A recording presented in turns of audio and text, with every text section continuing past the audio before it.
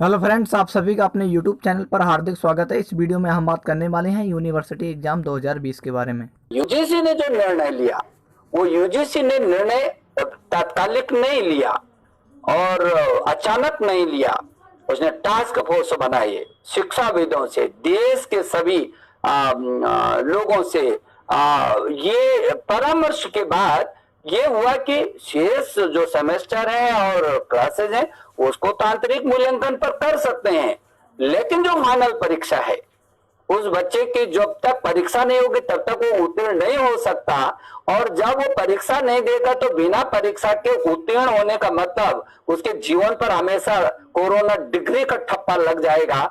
इस तरीके से वो अभी तो कुछ महसूस नहीं कर रहा है, लेकिन बाद में जब भी कोई वो नौकरी के लिए जाएगा, किसी संस्थान में जाएगा, तो वो अलग से चिन्हित तो उसको सबसे पहले कहेंगे कोरोना काल का तो नहीं है जो बिना परीक्षा के। ये उसके जीवन के लिए, उसके भविष्य के लिए ये जरूरी है कि फाइनल परीक्षाएं हो। ऐसे यूजीसी ने ये निर्णय लिया और पूरे देश के अधिकांश, बल्कि 90% सभी कुलपतियों ने उसका बहुत स्वागत किया, शिक्षाविदों ने स्वागत किया। स्वाभाविक भी है, कौन आदमी होगा, कौन अभिभावक होगा जो ये कहेगा कि नहीं नहीं कोई डिग्री नहीं है और आप ऐसे ही पास करा दीजिए। ऐसा संभव नहीं है, थोड़ा विलंब तो हो सकता है, समझ में आता है। और इसलिए मुझे लगता है कि राज्य भी इस बात को शायद अभी महसूस करेंगे और मैं आग्रह जरूर करूंगा कि उस बच्चे के भविष्य के लिए सभी लोग एकजुट होकर के, हमारा भविष्य है बच्चा, हम उसके साथ कोई ऐसा न करें कि उसको ये काल तो चला जाएगा लेकिन इस काल का उस पर हमेशा ठप्पा लग जाएगा। हमें ऐसा कोई काम नहीं करना चाहते। हम और आप दोनों निशंत जी कला विषयों से पढ़कर पास हुए।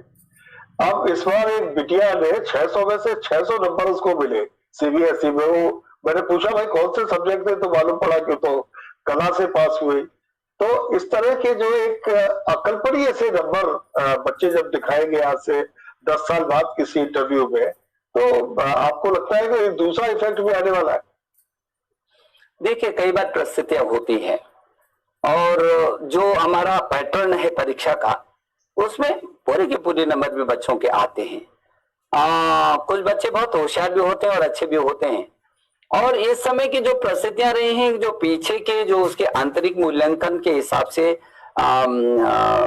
जो नंबर मिले हैं, लेकिन हमारे सीबीएसई बोर्ड में यदि हमारे आप केंद्रीय विद्यालयों को देखेंगे, यदि आप नवोदय विद्यालयों को देखेंगे, तो बहुत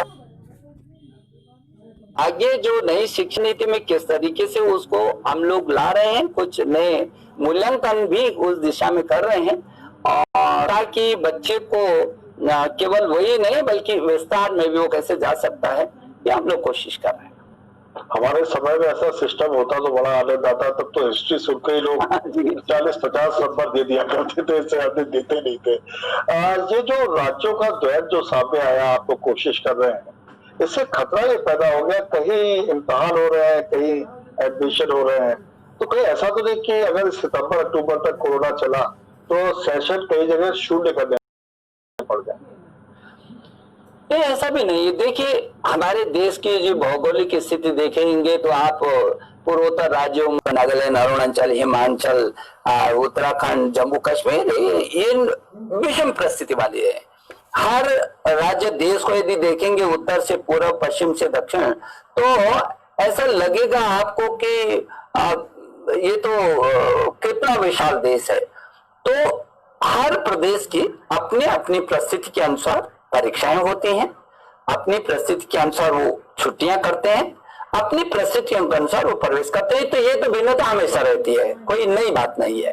अभी भी वो उस भिन्नता में रहेंगे, लेकिन बहुत सारे, अभी मैं विश्वविद्यालयों की समीक्षा कर रहा था देश भर के, तो बहुत सारे विश्वविद्यालयों ने तो परीक्षा करा चुके हैं, कई प्रदेशों की लगभग परीक्षाएं हो चुकी हैं। तो इसमें कोई भिन्नता नहीं आएगी, उससे कोई बहुत बड़ा असर नहीं पड़ेगा। हाँ, यूजीसी की जो गाइडलाइन है, जिसको आपने पहले कहा, वो यूजीसी की गाइडलाइन बहुत जरूरी है कि उनका पालन करे, क्योंकि राज्य से आकर के फिर उसने राष्ट्रीय स्तर पर जाना है और राष्ट्रीय स्तर पर एकत्व का जो भाव लाएगा वो यूजीसी ही लाता है। तो यूजीसी की गाइडलाइन को उस एक्ट के तहत राज्यों को उसका समर्थन करना होता है, उसका पालन भी करना होता है। एक बहुत पुराना सवाल है कि हमारे जो शिक्षा संस्थान है उसमें बहुत महत्वपूर्ण पद खाली पड़े हुए हैं। इलाहाबाद विश्वविद्यालय में जैसे वीसी नहीं है, तमाम जगहों पर वीसी नहीं है, और इस समय जब सर्वाधिक आवश्यकता है कि सर्वोच्च पदों पर लोग रहे ताकि कार्य व्यापार संचालित हो सके, इस पर कोई योजना है कि जल्दी से जल्दी इन वैकेंसीज को फिल किया जाए? नहीं, हमारे तो जो पहले 100 दिन का आप हमारा टारगेट देखेंगे तो आपको लगेगा कि हमने पहले 100 दिन में शीर्ष प्राथमिकता प्रधानमंत्री जी के निर्देश पर जो रिक्त पद है उनको भरने की और मैंने सभी राज्यों को भी विशेष अनुरोध किया कि जो भी उनके प्रवक्ताओं के, लेक्चरर्स के जितने भी पद खाली हैं उनको भी भरें। और मैंने केंद्रीय विश्वविद्यालय से लेकर के केंद्रीय जितने भी संस्थान है उनको भी एक मिशन मोड में हमने भरने की कोशिश की है। और इस बीच हमने बहुत सारे कुलपतियों की, ये एक प्रक्रिया है खाली होने की, इंटरव्यू की, वो करने की, लेकिन ऐसा नहीं है कि लंबे समय से पद खाली हैं। जिस इलाहाबाद विश्वविद्यालय की आपने बात की, विश्वविद्यालय के कुलपति अभी हाल में ही इस्तीफा देकर के गए हैं, उसके लिए कमेटी बनी हुई है। अब जिस कमेटी को इंटरव्यू करना था, वर्तमान में परिस्थिति ये सोचा कि 15 दिन पीछे करें, वो 15 दिन पीछे होकर के भी वो नहीं हुआ, तो फिर 1 महीना पीछे किया। लेकिन अब ऐसी स्थिति आएगी तो हम ऑनलाइन भी हमने अभी इंटरव्यू, मैंने अभी 3 IIT के जो डायरेक्टर के इंटरव्यू, जब ऐसी परिस्थिति आई कई बार पीछे किया तो हमको लगा कि IIT को हम खाली नहीं छोड़ सकते हैं और किसी को चार्ज दे करके नहीं रख सकते, तो अभी हमने ऑनलाइन इंटरव्यूज किए। तो हम उसको करके जल्दी से जल्दी जो अभी स्थान है उनको भी हम